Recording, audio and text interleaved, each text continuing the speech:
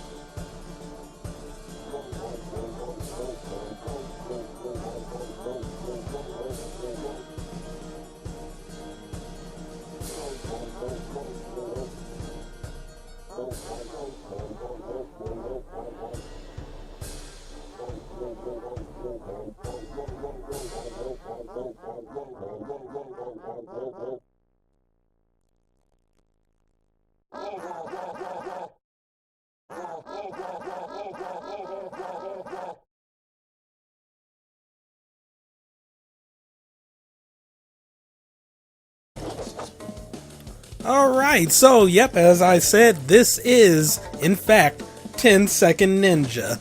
And yeah, we're just going to take a quick little look-see at this game. As you can see, the controls are right there on the screen. You know, pretty simple controls. So yeah, the object of this game, on each level, is to kill all the robots. As you can see, I'm doing a pretty good job of that, aren't I? But yeah, the actual gimmick for the game is to do it fast, in 10 seconds to be exact.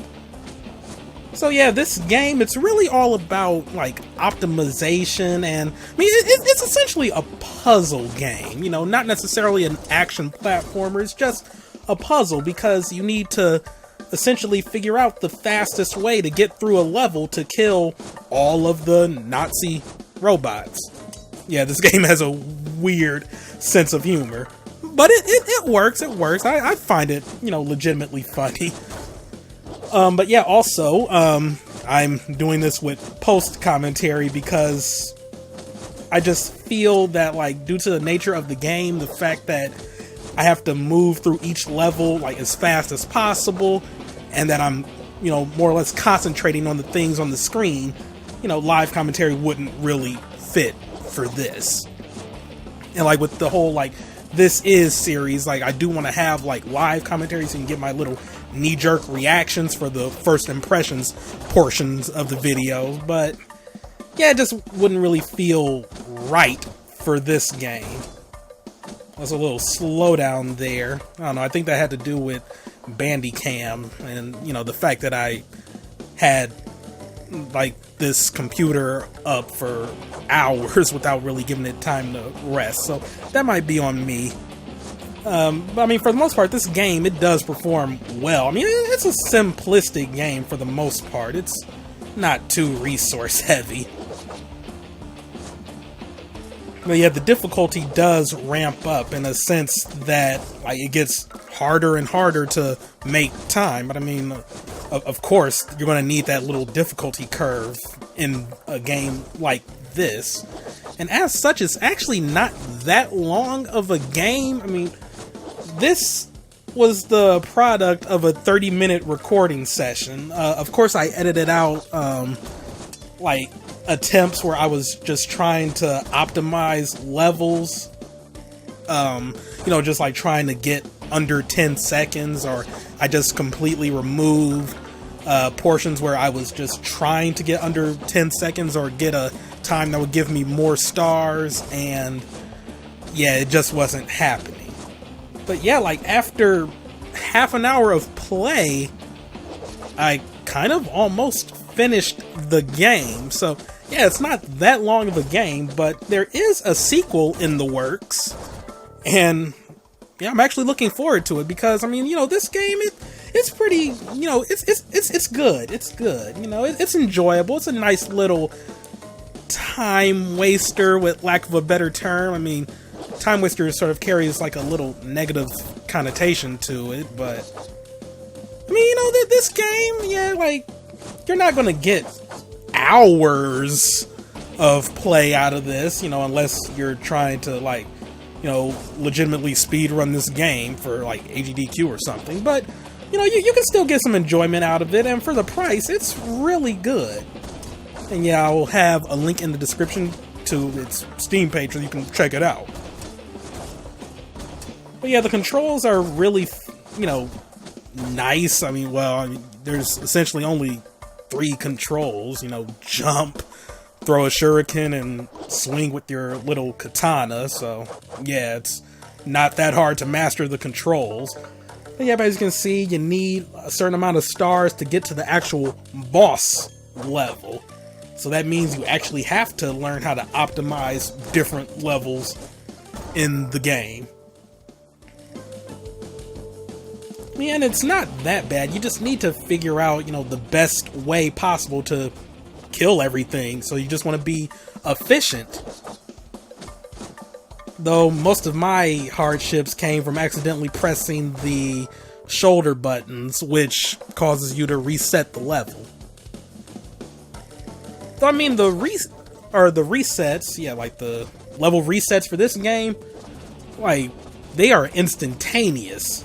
And that's great, like, for something where you expect to die a lot and just, like, retry things over and over again. It's really nice to have, like, respawns this fast. Because, yeah, you really want to limit wait time for something like this. And I appreciate that. Though some of these were coming down straight to the wire. I mean, there's nothing worse than, like, thinking you did a level so well, like so perfect, only to find out you were 1/10 of a second too slow. That sucks. This level, though, I have, like, no clue how to optimize this one to the best of my abilities. I don't know, maybe if I, like, really, well, actually, looking back on this, I see, like, one part where I could have saved some time. Like, I missed a jump, but yep, first boss, it is Hitler. Robo-Hitler, to be exact. And he's firing his lasers. Yeah, the boss fights in this game, not the most difficult thing. They take 3 hits. I mean, of course they should only take, like, 3 hits, considering you only have 10 seconds to beat them.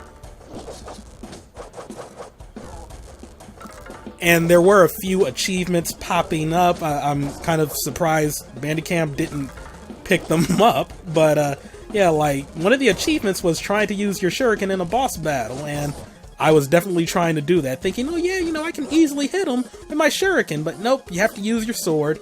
You can't have it that easy. And, yeah, 8 minutes in and we're done with the first world. Well, I mean, a few of those minutes of the 8 minutes was a cutscene. Anyway, here's another one.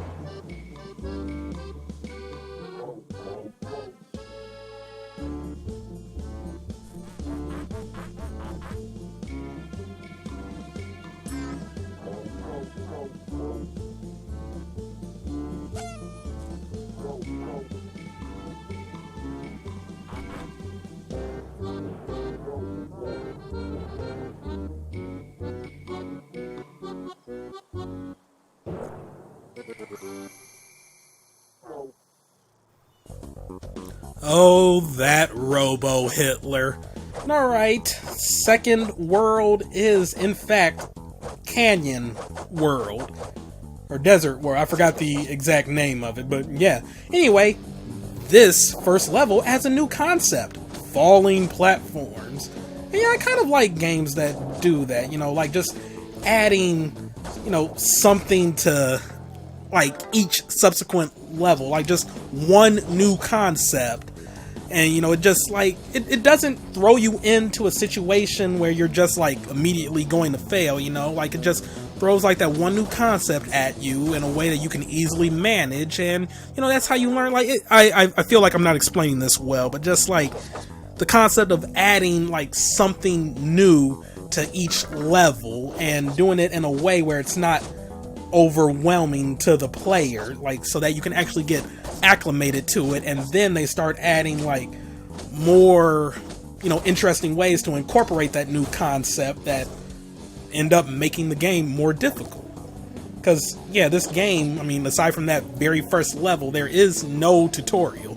It just like tells you what you need to just control the character, and the rest is up to you. Like, it's up to you to determine the best paths possible through these levels, and it's up to you to deal with the new hazards and things they throw at you, because yep, even now we have thwomps essentially. But yeah, just like with Mario, you can jump on them. My god, I handled that level so poorly. Wow, you could have saved a lot of time on that one.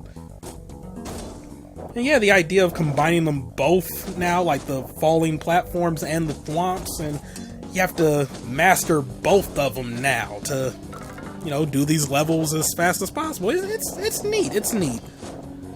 But yeah, like, one thing I plan to do with the whole, like, This Is series, you know, is going to do the first portion of the video would be, like, my first impressions, and the last 5 minutes or so would be, like, a review.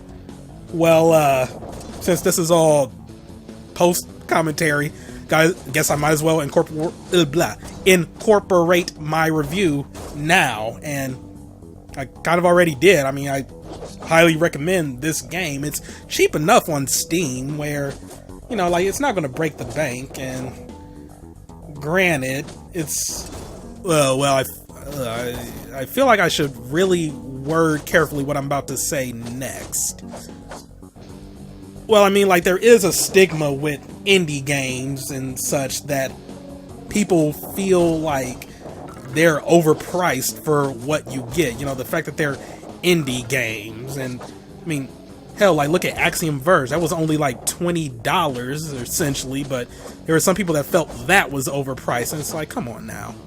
Come on. Don't be stupid. But, yeah, you know, this is a really cheap game on Steam, and I mean, it kind of feels right, like, correctly priced for what you get. Like, I don't know, like, the whole hours per dollar amount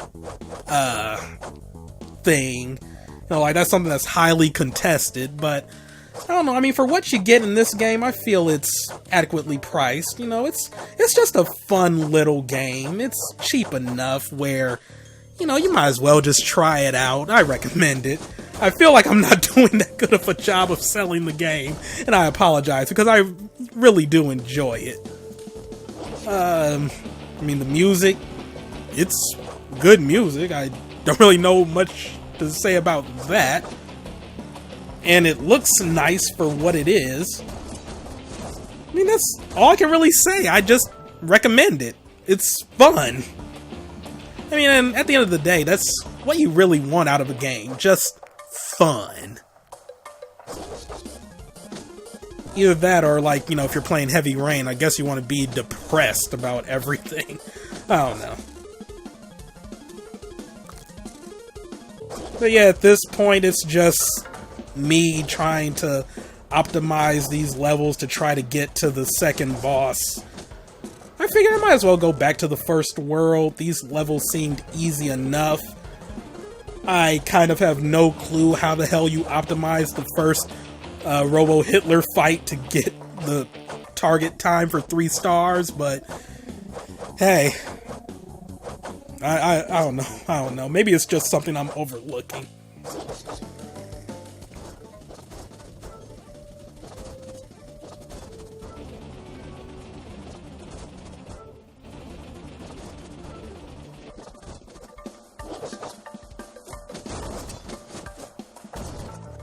Yeah, I was proud of that one.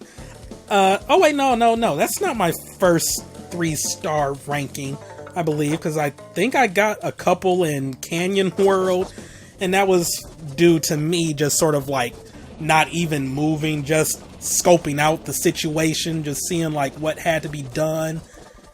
And like that's sort of the puzzle aspect, because like if you just run wildly into the level, I mean, yeah, you'll probably end up beating it, just randomly jumping around, killing all the robots and stuff.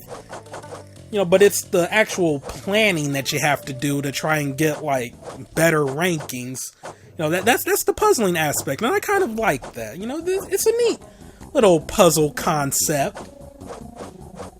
You know, it's a nice mix of action and puzzle. And there's Robo Hitler with his little party hat. He's ready to party, and I was ready to die. Yeah, this boss fight, actually not that difficult. And there you go. That was a 2-star boss fight. Half a second to get a 3-star ranking. Yeah, looking back at that, I think I can really do that. Well, I guess if I incorporate what I did for that fight into the first fight, you know, it wouldn't be hard to 3-star that one either. Anyway, already at the 3rd world, Ice World. Yeah, not the longest game.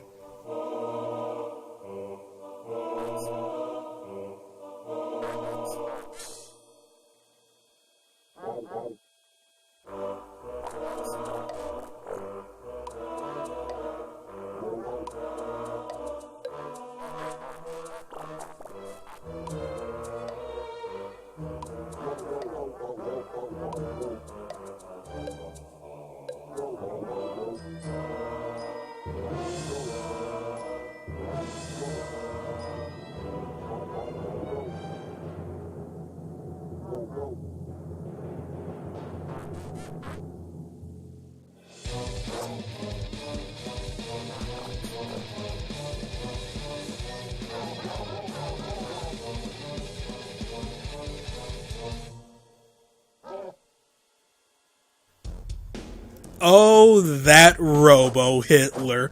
What will he do next? Alright, Ice World. I just love the level names for this game. It's so good. But yeah, new concept for Ice World? Icicles. Yeah, you gotta be careful with those. They are instant kill. I don't show that off in this level, I believe, but trust me, they are instant kill. But you do have the added bonus of being able to jump on them after they fall. And that can add for some interesting strategies. Yeah, like I felt I could immediately like do better after that showing. And I did!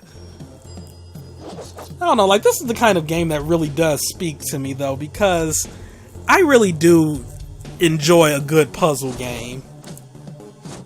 Like, I don't know, the idea of trying to do these levels as fast as possible, that might be off-putting to some, but it seems really doable with this game. I mean, it's not necessarily time trials you're trying to do, it's just, you know, optimization.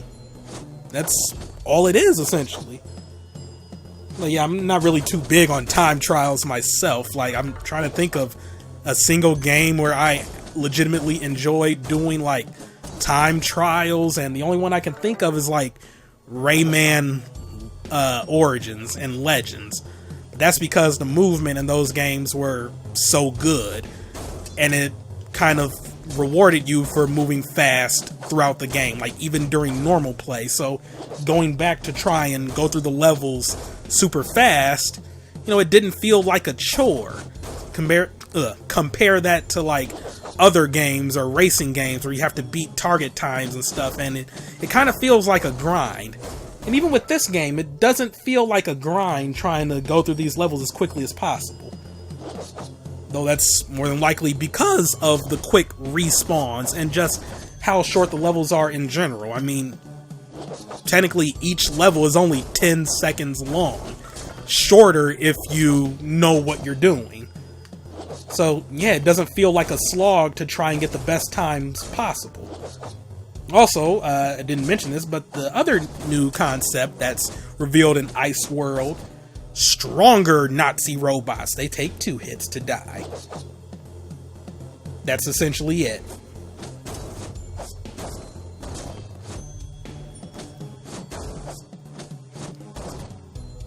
But yeah, all in all, just to repeat myself yet again, this is a fun little game. I recommend it. Try it out. It's not that expensive. And, yeah, I guess that's pretty much all I have to say.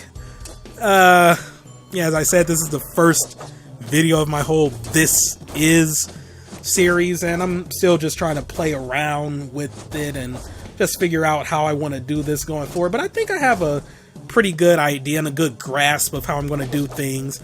As I said, I kind of had to mess with the format for this game because of the nature of it, like the amount of concentration it would require. I feel like I wouldn't add like halfway decent commentary to this. So yeah, hope you all enjoyed. If you have any tips for what I can do going forward, I guess just let me know.